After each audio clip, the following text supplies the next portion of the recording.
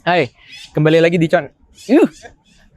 usia 20 minggu pertama. Bentar.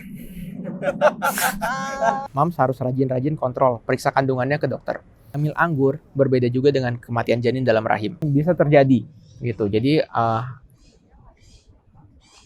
cut.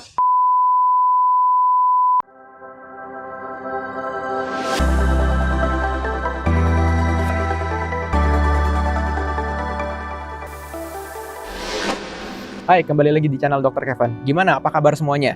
Semoga semua dalam keadaan sehat ya.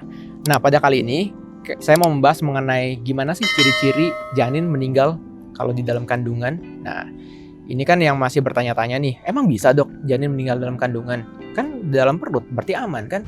Nah, itu yang harus kita tahu. Ya, bahwa misalnya dalam 9 bulan itu banyak sekali kejadian-kejadian yang bisa terjadi. Jadi selama 9 bulan itu makanya perlunya kontrol kehamilan di bidan, di dokter, perlu di OSG, itu penting.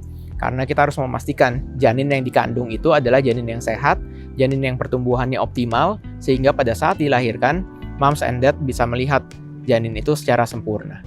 Nah, kehamilan itu sendiri memang terjadi pada saat si pasangan itu, suami atau istri itu sehat. Jadi kalau misalnya nggak sehat, susah terjadi kehamilan. Atau misalnya terjadi kehamilan pun, mungkin saja janin yang dikandungnya kurang baik. Materi genetik yang dibawa oleh sperma dan bertemu dengan sel telur itu kurang baik. Nah, jadi kalau misalnya kehamilan, terjadi pembuahan. Itu harus terjadi pembuahan antara di sperma itu dan si sel telur. Sperma membuahi sel telur, terjadi kehamilan, terus nempelnya di dalam rahim. Lama kehamilan itu sendiri tadi yang saya jelaskan bisa dari 37 minggu sampai 42 minggu. Jadi 9 bulan lebih sampai 10 bulan kalau misalnya kita hitung. 10 bulan dihitung dari menstruasi terakhirnya, hari pertama. Gitu. Jadi jangan salah hitung. Jadi misalnya kok udah 10 bulan belum lahir. Kalau misalnya di awam kan 9 bulanan, 9 bulan udah lahir. Tapi bisa aja kalau di kedokteran karena kita hitungnya dari hari pertama menstruasi terakhir, itu jadi lamanya bisa sampai 40 minggu. Nah, kalau kita bicara kematian janin dalam rahim itu adalah KJDR yang kita singkat di kedokterannya. Itu berbeda memang dari keguguran. Jadi yang kita bahasa awam mengenal itu keguguran. Nah, kalau keguguran itu biasa terjadi di 20 minggu pertama saat kehamilan. KJDR itu terjadi di setelah 20 minggu kehamilan. Gitu. Jadi pada saat organ-organnya sudah terbentuk, nah itu baru janinnya meninggal di dalam rahim. Nah, penyebabnya sendiri itu banyak macam. Misalnya, pertama mulai dari yang paling sering adalah infeksi pada saat kehamilan. Infeksi itu bisa terjadi misalnya moms sering mengalami keputihan. Keputihan itu nanti kuman-kumannya itu naik dari jalan lahir, dari vagina itu naik masuk ke dalam rahim dan menggerogoti si selaput ketuban. Nah, itu bisa terjadi keputihan. Penyebab kedua apa? Misalnya, moms punya sakit-sakit yang lainnya. Misalnya dari sebelum hamil, moms sudah punya darah tinggi yang tidak terkontrol, ataupun misalnya diabetes mellitus, itu kencing manis dalam kehamilan, itu juga bisa. Jadi misalnya karena kadar gula darahnya terlalu tinggi, nah itu menyebabkan pertumbuhan janinnya tidak optimal. Nah, sehingga janinnya tidak dapat berkembang atau misalnya terdapat kecacatan yang fatal pada janin dan dapat menyebabkan kematian janin dalam rahim. Nah, untuk moms gimana taunya janinnya sudah meninggal dalam rahim atau misalnya ciri-cirinya kematian janin dalam rahim itu sendiri seperti apa? Yang pertama, moms biasanya mengalami perdarahan dulu gitu.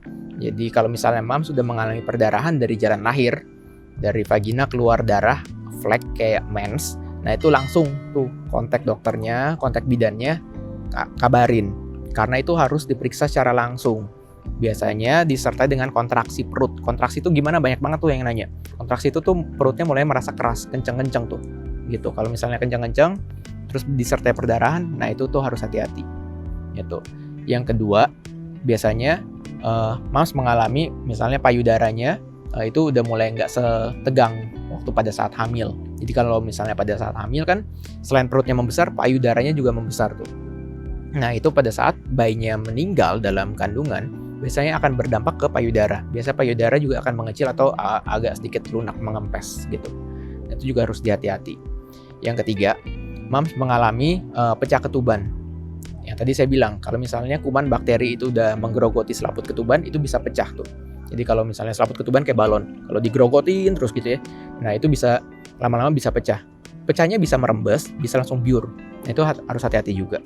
Nah, ciri-ciri lainnya adalah yang tadi saya bilang, selain perdarahan, kontraksi, Ada juga mom yang biasanya mengalami kram perut atau sakit pinggang gitu, bagian bawah. Nah, itu juga harus hati-hati. Biasanya disertai dengan pusing dan demam. Nah, kalau udah demam, nah itu biasanya udah efeknya itu udah ke seluruh tubuh. Jadi harus lebih berhati-hati lagi ya. Yang paling gampang ciri-cirinya adalah biasanya moms tidak merasakan gerak janinnya. Nah, kalau misalnya kehamilan sudah besar di atas 20 minggu, itu kan sudah bisa merasakan gerak janin. Nah, itu tuh biasa dihitung tuh. Dari tiap pagi bangun, habis makan, sarapan, duduk, dihitung. Dalam 2 jam itu biasanya harus ada 10 kali gerakan. Kalau misalnya kehamilan sudah 6-7 bulanan ke atas, itu udah bisa dihitung. Jadi kalau misalnya tiba-tiba mams bangun pagi, terus makan, sarapan, kok merasa perutnya bayinya nggak gerak ya?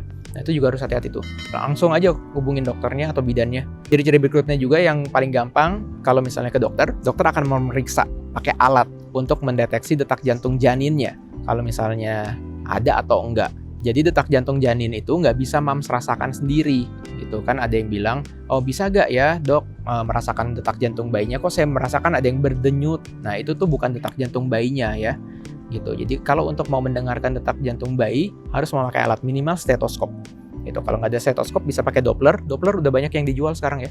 Doppler ataupun dari alat USG atau CTG yang kita bilang kardiotokografi. Nah, untuk tips dan trik untuk mencegah terjadinya yang seperti itu, pertama, mams harus rajin-rajin kontrol periksa kandungannya ke dokter. Kedua, kalau misalnya mams merasa ada penyakit sebelumnya, penyakit penyerta seperti darah tinggi atau kencing manis atau penyakit gondok atau tiroid, nah itu mams juga harus kontrol dulu tuh sebelum hamil.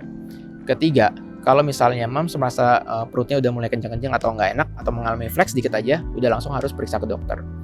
Keempat, komunikasikan misalnya pada pasangannya, jangan menutup-nutupi keadaan yang memang mams sedang alami gitu ya.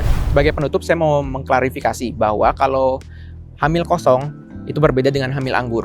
Hamil anggur berbeda juga dengan kematian janin dalam rahim gitu. Jadi kalau hamil anggur itu ada 2. Hamil anggur yang benar-benar isinya cuman bola-bola seperti anggur, ada juga parsial yang kita bilang hamil anggur kayak bola-bola tapi ada janinnya juga tuh gitu. Kalau hamil kosong memang benar-benar nggak ada janinnya. Jadi itu biasanya di bawah 20 minggu tuh kejadiannya. Sementara yang kalau kita bahas kali ini adalah kematian janin dalam rahim terjadi di 20 minggu setelahnya gitu.